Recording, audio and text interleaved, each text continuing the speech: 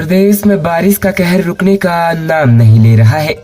कुमाऊं के बाद अब गढ़वाल मंडल में भी आफत की बारिश शुरू हो गई है, जिससे पहाड़ का जनजीवन अस्त व्यस्त हो चुका है।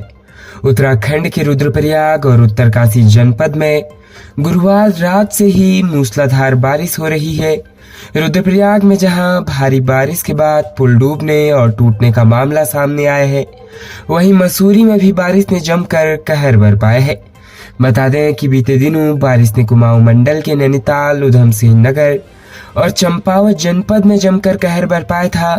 बारिश के कारण उधम सिंह नगर जनपद के कई इलाके जलमग्न हो गए थे। वहीं स्थिति अब गढ़वाल में बनती हुई दिख रही है। गढ़वाल में आफत की बारिश की शुरुआत 25 जुलाई रात को यमुनोत्री इलाके में बादल फटने के साथ शुरू हुई। यहाँ 25 जुलाई शुक्रवार रात से जोरदार बारिश हो रही है, जिससे कई इलाकों में तबाही मची हुई है। 2 दिन पहले 24 जुलाई को देहरादून में भी बारिश के कारण नदी नाले उफान पर आ गए थे। देहरादून में कई इलाकों में नदी और नालों का पानी घुस गया है। सड़कों पर पानी का सैलाब सा आ रखा था। देहरादून में नदियों का रौद्र रूप देखकर लोग काफी डरे हुए हैं। उत्तरकाशी जनपद के यमुनोत्री इलाके में भी 25 जुलाई देर रात को बादल फटा है, जिससे यहाँ भी जमकर तबाही हुई है। बादल फटने से आए पानी का सैलाब अपने साथ सब कुछ बहा कर ले गया। इस सैलाब में कई गाड़ियां भी बह गई। राहत की बात यह है कि इस घटना में किसी भी तरह की जनहानि नहीं हुई है। हालांकि कई घरों में सैलाब के साथ मलबा घुस गया है। संपूर्ण भारतवर्ष में हर वर्ष 26 जुलाई को कारगिल विजय दिवस या शौर्य दिवस के रूप में मनाया जाता है। यह दिन वीर जवानों के ऑपरेशन विजय की शौर्य गाथा को बताता है। आज कारगिल दिवस के मौके पर देश के साथ ही प्रदेश में शहीद जवानों को श्रद्धांजलि देकर उनकी शहादत को याद किया जा रहा है। बता दें कि भारत में हर वर्ष 26 जुलाई के दिन कारगिल विजय दिवस मनाया जाता है। इस दिन यानी 16 जुलाई 1999 को भारत ने कारगिल युद्ध जीता था। भारत पाक कारगिल युद्ध करीब 60 दिनों तक चला था, जिसका अंत 26 जुलाई को हुआ, जिसमें भारत विजयी हुआ। इस कारगिल युद्ध में भारतीय सेना के 527 सैनिक शहीद हुए, जिसमें उत्तराखंड के 75 जवानों ने भी शहादत दी थी। वहीं कारगिल युद्ध में 453 आम नागरिकों ने भी अपनी जान गंवाई थी। कारगिल विजय के मौके पर टिहरी के बौराड़ी में शहीद सैनिकों के परिजनों को सम्मानित किया गया। पूर्व सैनिक कृष्ण ममगाई ने कहा कि थल सेना, वायुसेना और जल सेना देश की लाइफलाइन है। अगर देश की लाइफलाइन खत्म हो गई तो फिर देश में कुछ नहीं बचता है। इसलिए देश की लाइफलाइन से कोई छेड़खानी नहीं होनी चाहिए। इनको मजबूत करने के लिए सभी को आगे आना चाहिए। कारगिल विजय दिवस के मौके पर रुद्रपुर पुलिस लाइन में शहीदों को श्रद्धांजलि देकर उन्हें याद किया गया। इस दौरान विभिन्न स्कूलों में देशभक्ति से संबंधित कार्यक्रम आयोजित किए गए। इसके अलावा युवाओं में देशभक्ति की अलग जगाने के लिए क्रॉस कंट्री का आयोजन किया गया। वहीं अधिकारियों और जनप्रतिनिधियों ने कारगिल युद्ध में शहीद हुए उधम सिंह नगर जनपद के हवलदार पदम राम और राइफलमैन अमित नेगी को पुष्प अर्पित कर श्रद्धा सुमन अर्पित किए। प्रदेश की राजधानी देहरादून में अपनी ही बहन की जान ले लेने वाले दोषी पर निचली अदालत ने फांसी की सजा पाए तीनों भाइयों के मामले पर नैनीताल हाईकोर्ट में सुनवाई हुई।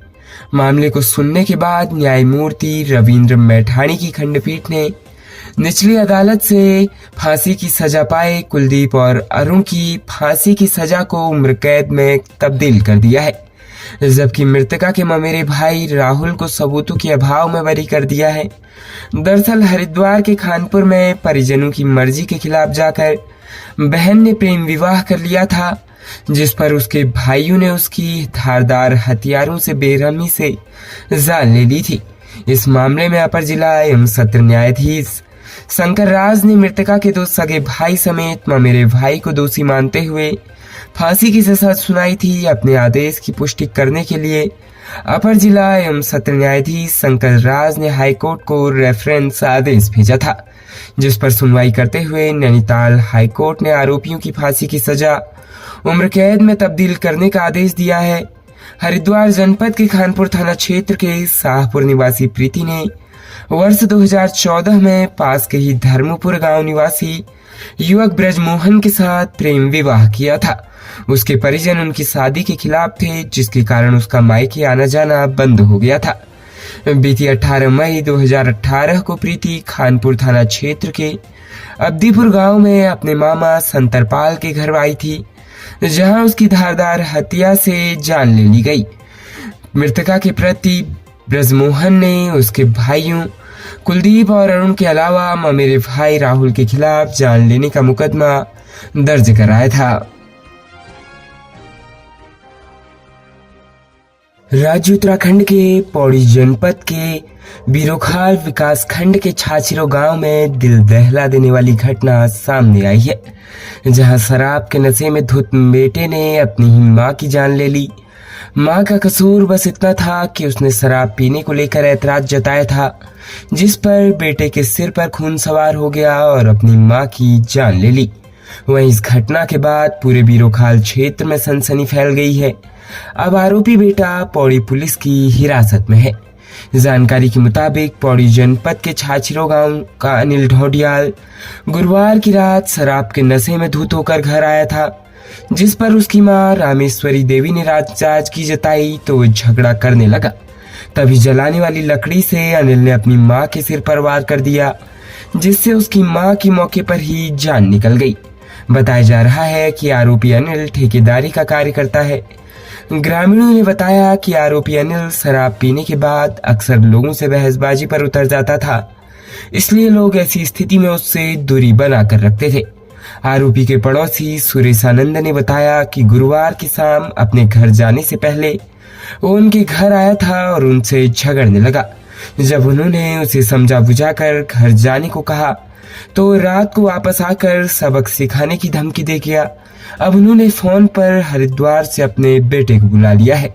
वहीं पूछताछ में आरोपी अनिल ने बताया कि उसकी मां ने घर में काफी दिनों से दही जमा रखी थी, जो खराब थी। उसने मां से दही न मथने पर गुस्सा किया, जिस पर वो भड़क गया और गाली गलौज करने लगा। इस पर मां ने विरोध करते हुए शराब पीकर बहस न करने की चेतावनी दी, जिससे गुस्साए नशे में धुत अनिल ने लकड़ी उठाकर मां पर ताबड़तोड़ वार कर दिए। इस दौरान भी बचाव कर रही उसकी पत्नी और बच्ची भी चोटिल हो गई। वहीं सिर पर चोट लगने से उसकी मां की जान चली गई। बीते कुछ दिनों से उत्तराखंड के शिक्षा स्वास्थ्य मंत्री धन सिंह रावत सुर्खियों में है। सुर्खियों में आने का कारण धन सिंह रावत का दिल्ली दौरा है। दिल्ली दौरे में उत्तराखंड के कैबिनेट मंत्री धन सिंह रावत ने देश के दिग्गजों से मुलाकात की। इस मुलाकात में धन सिंह रावत पीएम मोदी, गृह मंत्री अमित शाह के साथ नजर आ रहे हैं। इसके साथ ही धन सिंह रावत ने गढ़वाल सांसद अनिल बलूनी, हरिद्वार के सांसद त्रिवेंद्र सिंह रावत के साथ भी मुलाकात करी। देश के साथ ही प्रदेश की पॉलिटिक्स में दखल रखने वाले दिग्गजों के साथ धन सिंह रावत की मुलाकातें उत्तराखंड के सियासी गलियारों की सरगर्मियां बढ़ा रही है। वहीं जब दिल्ली दौरे से कैबिनेट मंत्री धन सिंह रावत पौड़ी पहुंचे तो उन्होंने इन मुलाकातों पर खुलकर बात करी। धन सिंह रावत ने कहा कि इस बार उत्तराखंड को बजट में कई सौगातें मिली है। इसके लिए उन्होंने प्रधानमंत्री मोदी से मिलकर आभार जताया है। उन्होंने कहा उत्तराखंड में रेल कनेक्टिविटी के लिए 5,500 करोड़ का पैकेज दिया गया है। इसी तरह से चारधाम यात्रा रूट पर हो रहे एनएचआई के निर्माण कार्य के लिए अच्छा बजट दिया गया है। धन सिंह रावत ने कहा आपदा से लेकर जनजातियां, गांव के विकास और एयर कनेक्टिविटी के लिए बजट दिया गया है, जिसके लिए उन्होंने पीएम का आभार जताया। कैबिनेट मंत्री धन सिंह रावत ने कहा जौलीग्रांट एयरपोर्ट को अंतर्राष्ट्रीय एयरपोर्ट के तौर पर भी अब विकसित किया जाएगा। धन सिंह रावत की पीएम मोदी से हुई मुलाकात के बाद राजनीतिक गलियारों में बड़ी हलचल पर कैबिनेट मंत्री ने चुप्पी साधी है। बता दें धन सिंह रावत कारगिल विजय दिवस के मौके पर शहीदों को श्रद्धांजलि देने पौड़ी पहुंचे थे। इस दौरान उन्होंने शहीदों के परिजनों को भी सम्मानित किया। खबरों में बने रहने के लिए धन्यवाद। खबरों से प्रकाशित रहने के लिए कुमाऊनी कुटुंब को सब्सक्राइब करना न भूलें तथा खबरों को शेयर कर सहयोग प्रदान अवश्य करें।